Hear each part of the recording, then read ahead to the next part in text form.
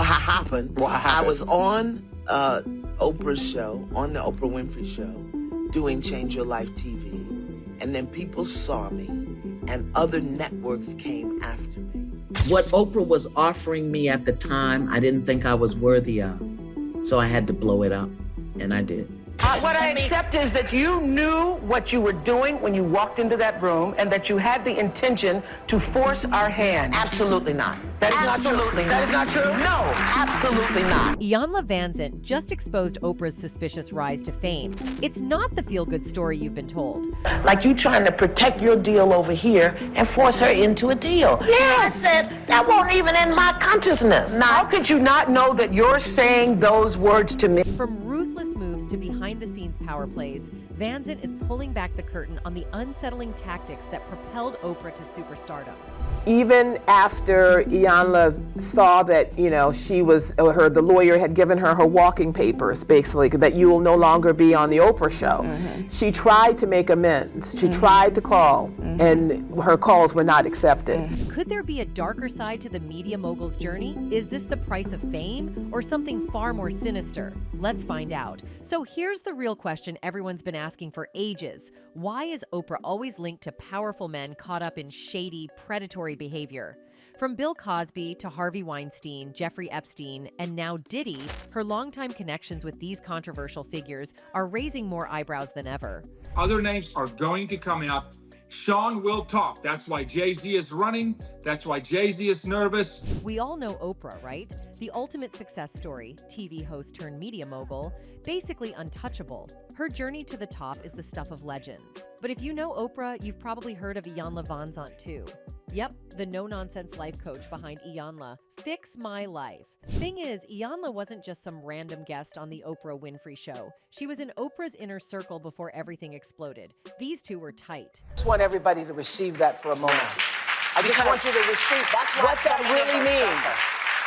What that really means. You'd think with all that history, Oprah would have been the first to have Iyanla's back when things got rough, right? But nope. When Iyanla hit rock bottom, Oprah's camp went completely silent, like nothing. Wild, isn't it?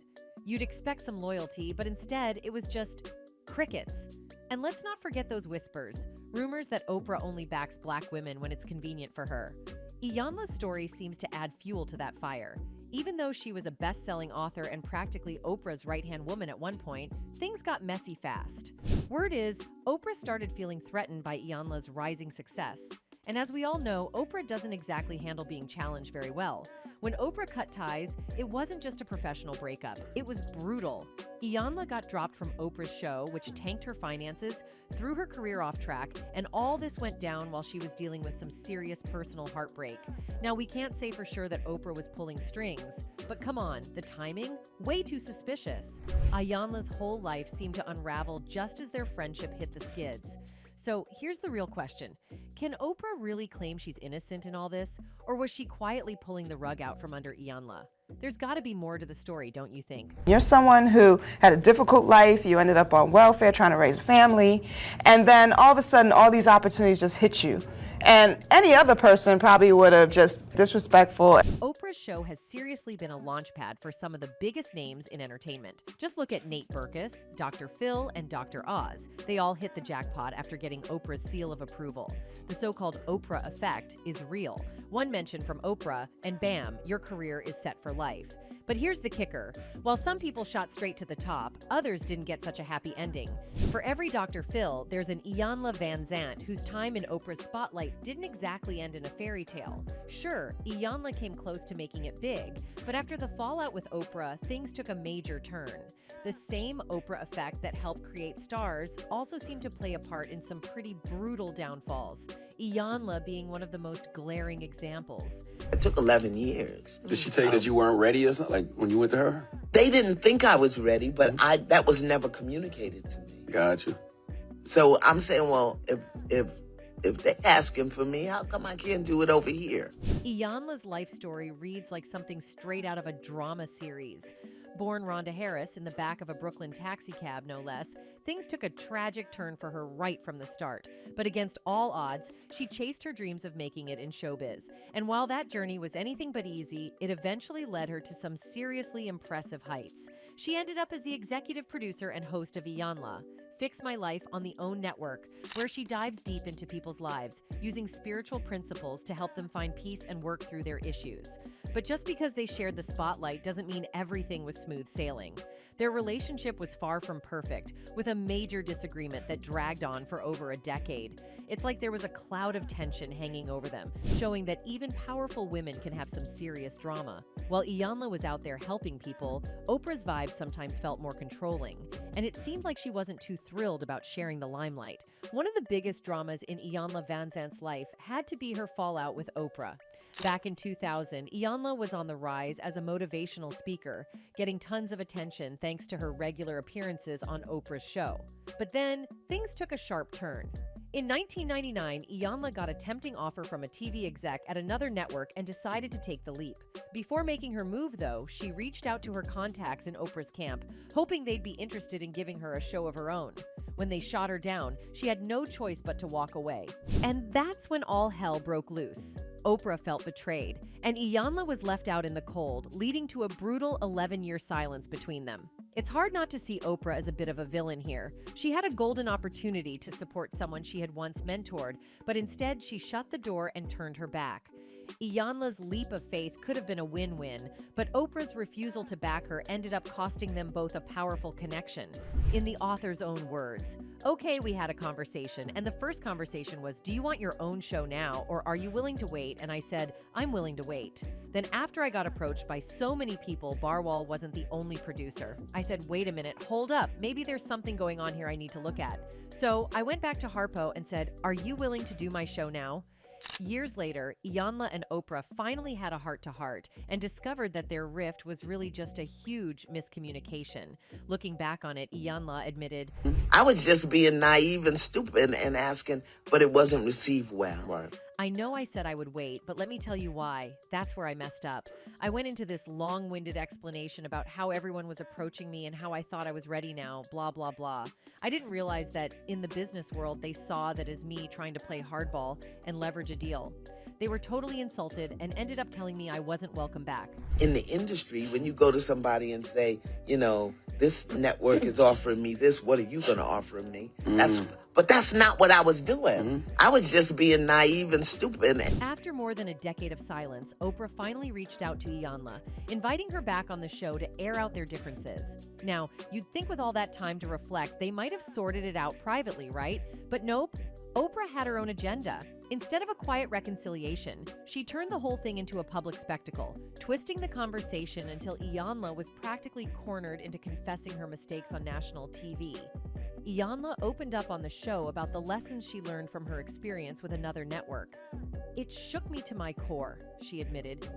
I was also hurt and guilty about the way I left here. Hurt that I didn't understand what I had done, and guilty because my story is, I always do the wrong thing. That insecurity really messed with Iyanla's head, leading her to make assumptions that only made things worse. When you said, bless you, go forward, that's not what I heard, she told Oprah. What I heard was, you did the wrong thing, and you're being punished. It's hard not to feel like Oprah set the stage for Iyanla to stumble, and honestly, that's pretty shady. But what really makes you wonder if Oprah had an agenda is the fact that Iyanla had told this story from a completely different perspective in a prior interview. It's like she was forced to push a storyline that painted Oprah in the best light, which just doesn't sit right. On the Tell Me More show with host Michelle Martin, Iyanla said, well, here's what I think. I think that as an up-and-coming, as a protege, a certain level of loyalty is required of you, expected of you, and I didn't demonstrate that level of loyalty. And I think that would be true for O. I think had I stayed, it would have been true for Barbara Walters. I mean, look at the big rift that happened when Starr left The View. This implies that the reason Winfrey was so willing to cut her loose was because she believed Iyanla owed her loyalty, even at the expense of progressing her own career. Even her fans believe this. One person wrote, Oprah forced Iyanla to apologize to her publicly on her show. She is jealous of Black women who are more talented and more respected than her. She expects them to bow down to her and sing her praises. When they go against her, then they suffer. Another person added, I felt sorry for Iyanla how she groveled, begging Oprah to please give her a chance. She literally had to kiss Oprah's butt. Oprah seems pretty cold when it comes to other Black people. kind of believes she doesn't have that much power except keeping other blacks where the powers that be want them to be. That perspective definitely has some legs, especially when you look at other instances where Oprah seems to have undermined black actresses. Just take Toni Braxton. She was riding high as a superstar songwriter, but then her career hit a major slump. Out of nowhere, she faced a wave of tough breaks, financial troubles, serious health issues, and suddenly she was nowhere near her prime. What's got people talking is the buzz around a possible link between Toni's downfall and Oprah Winfrey. While it's a bit murky how exactly they're connected, there's a lot of speculation about whether Oprah had a hand in Toni's struggles. It leaves folks scratching their heads. Did Oprah's influence contribute to Toni's challenges? I was in shock. Do you take responsibility for the situation that you're in right now? 100%. 100%. 100%. Toni Braxton exploded onto the music scene in the late 80s, winning over fans with her incredible voice and timeless hits. On top of her amazing music career, she also became a household name thanks to Braxton Family Values, the reality show on WeTV that featured her and her sisters along with their mom. Talk about a multi-talented star. While she rightfully wears the crown as a Grammy Award-winning R&B legend, Toni hasn't had it all smooth sailing. One of the toughest moments in her career came when she had to file for bankruptcy. It was a major setback that added some serious challenges to her already impressive journey. She says to me, I hear you have Gucci flatware. I'm Oprah Winfrey and I don't have Gucci flatware. In a revealing interview on VH1's Behind the Music, Toni Braxton opened up about her bankruptcy and how it was viewed by the public and other celebrities. During this challenging time, she also made an appearance on The Oprah Winfrey Show, expecting the usual supportive vibe. But Toni was hit with a curveball. Oprah's questions were unexpectedly harsh, leaving her completely stunned. Instead of the understanding she anticipated, Toni found herself facing a tough line of questioning that made her disbelief palpable. It was a moment that really highlighted how tricky the spotlight can be, especially when you're already dealing with so much. I read that you were upset about stories that your overspending caused this. Toni, reflecting on what she saw as Oprah's rudeness, didn't hold back her shock, saying, "She was so frickin' mean to me. I was in shock." Before the interview, Toni had openly expressed her deep respect and admiration for Oprah, so she never expected her to be as critical as she ended up being. "I couldn't believe it because I loved her so much. I admired her and looked up to her, and she pretty much reprimanded me," Toni recalled. According to Toni, Oprah's disapproval went even further. She remembered Oprah making comments like, "I've heard you have Gucci flatware, whereas I, Oprah Winfrey, do not own Gucci flatware," all while gesturing with her thumb and forefinger close together. This remark left the Braxton Family Values star feeling pretty small and diminished. You ain't got Gucci flatware because you didn't want to buy it. It's not because you couldn't afford it. What do you mean? And immediately, she made me feel this big. While Oprah might have shown some resentment toward women like Toni Braxton, she didn't hold back on men either. Take what she did to Michael Jackson in 1993. Michael welcomed her into Neverland for an exclusive interview, which helped boost Oprah's global fame. But after Michael's death, Oprah jumped on the Leaving Neverland bandwagon, siding with his accusers, Wade Robson and James Safechuck, despite both men previously testifying under oath that Michael never harmed them. Michael Jackson's 1993 interview with Oprah Winfrey was a spectacle. To millions of fans, it looked like a chance for Michael to connect with his audience and address the endless rumors surrounding his life. But to those who know the darker side of Hollywood, that interview seemed more like a setup, a tactic to discredit the king of pop before he had the chance to reveal some of the industry's deepest secrets. Did Oprah have an agenda? Some say she did. Many believe she was pressured by powerful figures in the industry who were eager to keep Michael quiet. You are not taking anything to change the color of your skin. Oh, God, no. You did not purposely. We're trying to control it, and using makeup evens it out because it makes blotches on the skin. But what actually happened? Oprah Winfrey conducted a highly publicized interview with Michael Jackson at his Neverland Ranch, which subsequently became the most watched interview in television history. The purpose of the interview was to address long-standing rumors that had plagued Jackson since the mid-1980s. Initially intended to improve Jackson's public image by allowing him to refute these tabloid rumors and provide insights into his personal life, the interview took a different turn when Oprah began posing very intrusive questions and challenging Jackson's responses. Initially, Oprah broached the topic of Jackson altering his appearance, specifically inquiring about cosmetic surgery. Jackson acknowledged undergoing a nose job but emphasized that he had not made any other alterations to his face. He also disclosed that he had vitiligo, a condition causing loss of skin color. I have a skin disorder that destroys the pigmentation of the skin. It's something that I cannot help, okay? But when people make up stories that I don't want to be who I am, it hurts me. Oprah appeared doubtful of Jackson's explanation and persisted in pressing him for further details. If you watch the interview, you'll notice how Oprah interrupts him, seemingly reluctant to let him elaborate on why his skin color had changed. There, as I know of, there is no such thing as skin bleaching. I have never seen it. I don't know what it is. Well, they used to have those products growing up. I used to hear always use bleach and glow, but you'd have to have about 300,000 gallons. She interrupted him once more when Jackson attempted to discuss how the entire situation saddened him. That's the situation here. So please, when people see something like that. I just want to get this straight. You are not taking anything to change the color of your skin. Oh, God, no. Oprah proceeded to inquire about Jackson's relationship with his father, Joe Jackson, who had faced accusations of mistreating him during childhood.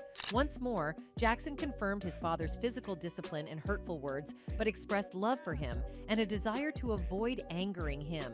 In response, Oprah questioned Jackson's loyalty to his father and suggested therapy to address his past trauma. The moment that particularly stirred speculation about Oprah's motives was when she delved into Jackson's romantic life, probing whether he was a virgin.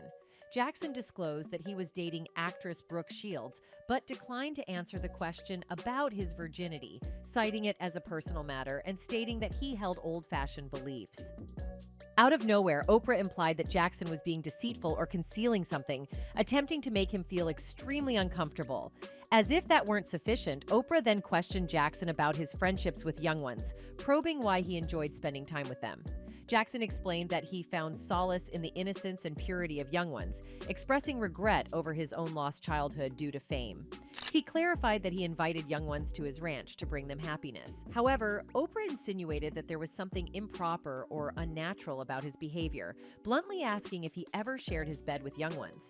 These relentless and accusatory questions understandably irked Jackson's fans, who perceived Oprah's approach as disrespectful, insensitive, and biased. Indeed, followers accused Oprah of exploiting Jackson's vulnerability and purposefully attempting to damage his reputation.